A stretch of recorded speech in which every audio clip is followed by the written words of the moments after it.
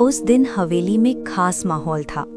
गीता के माता पिता मोहन और सरला कई दिनों बाद अपनी बेटी से मिलने आए थे। आज सब लोग एक साथ बैठकर रात का खाना खाने वाले थे। सब लोग खाने के लिए बैठे थे। रसोई से छोटी बहू नीलम अपने हाथों से थाली सजा कर ला रही थी। उसके चेहरे पर हल्की सी मुस्कान थी, लेकिन आंखों में कुछ और ही चल रहा था। वो एक खास थाली गीता के सामने रखती है। उसी समय दरवाजे के पास खड़ा भोला सब देख रहा होता है। उसके चेहरे पर शक साफ दिखाई दे रहा था। जैसे ही नीलम पीछे हटती है, मालिक, एक बात कहनी थी। सबकी नजरें उसकी तरफ मुड़ जाती हैं। क्या बात है भोला? मालिक, ये जो छोटी बहू ने बड़ी बहू के सामने थाली रखी है, इसमें मुझे कुछ गड़बड़ लग रही है।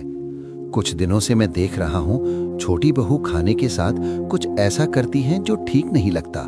पूरा माहौल एकदम शांत हो जाता है। चुप, तुम एक नौकर हो, तुम्हारी हिम्मत कैसे हुई मुझ पर इल्जाम लगाने की? छोटी बहू, मैं झूठ नहीं बोल रहा।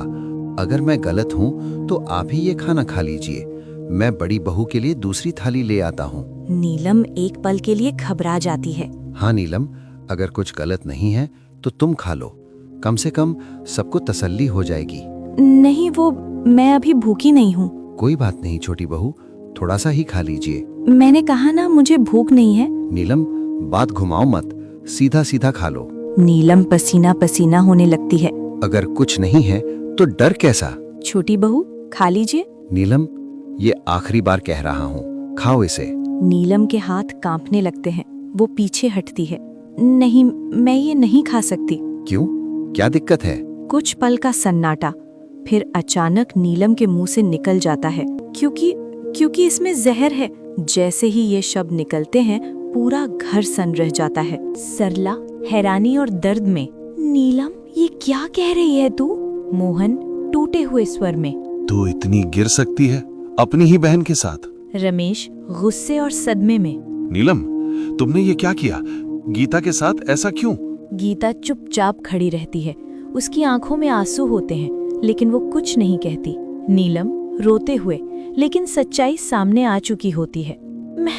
मैं बस उसकी खुशियां बर्दाश्त नहीं कर पा रही थी। सब कुछ उसी को क्यों मिलता था? मैं हार गई थी, इसलिए। बस, बहुत हो गया। जिस घर में बहू बनकर आई, उसी घर को बर्बाद करने चली थी तू। नीलम रोती हुई वहीं बैठ जाती है। उसकी सारी चालें अब उसी पर भारी पड़ चुकी थीं। रमेश धीरे धीरे गीता के पास आता है। गीता, मैंने तुम्हें समझा ही नहीं। मैंने तुम्हारे साथ बहुत गलत किया। गीता आंसू पोंछते हुए धीरे से कहती है, गलती हर किसी से होती है, लेकिन उसे मान लेना ही सबसे बड़ी बात होती है। भोला और मीना एक तरफ खड़े होते हैं। उनके चेहरे पर संतोष होता है कि उन्होंने सही समय पर सच सामने ला दिया।